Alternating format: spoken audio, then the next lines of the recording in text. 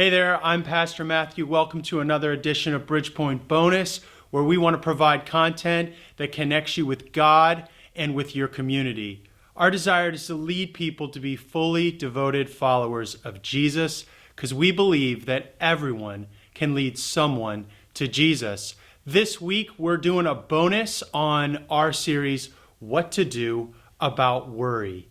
And we looked this past Sunday at the topic of anxiety from 1 Peter chapter 5. And 1 Peter chapter 5 is packed with all kinds of encouragement and hope, where God gives us a power, a plan, and a pathway to be able to do something with our worry by casting all of it on Him because He cares.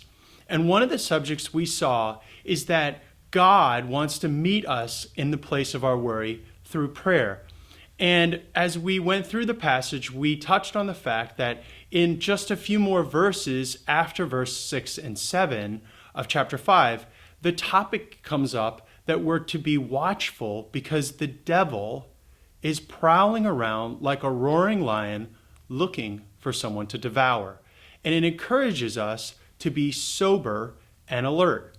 And what we want to see is that actually worry can become a weapon of the devil to steal your joy, to destroy your soul, and to disconnect you from God.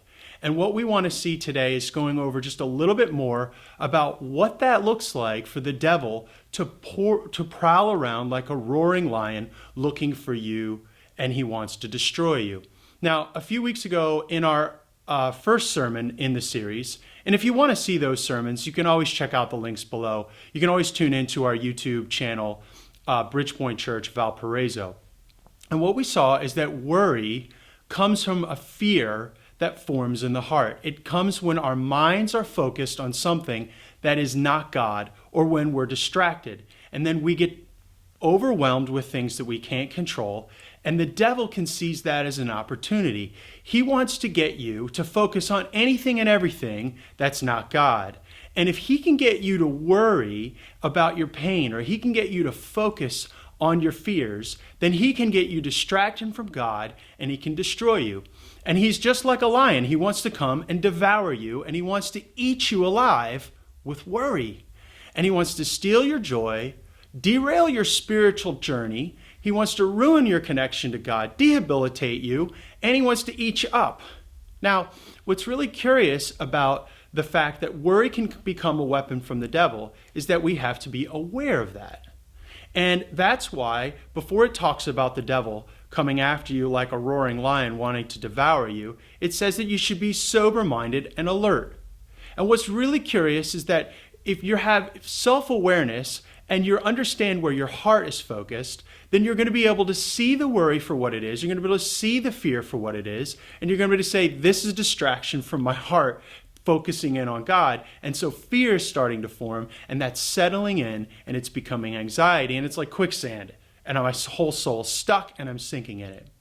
What's very interesting is if you read earlier in 1 Peter chapter 4, he also talks about being sober-minded. But in that circumstance, he said, be sober-minded so that you can pray. Now, why does he say that? I think these two passages are connected. He talks about sobriety for the sake of the focus of the mind to be able to pray.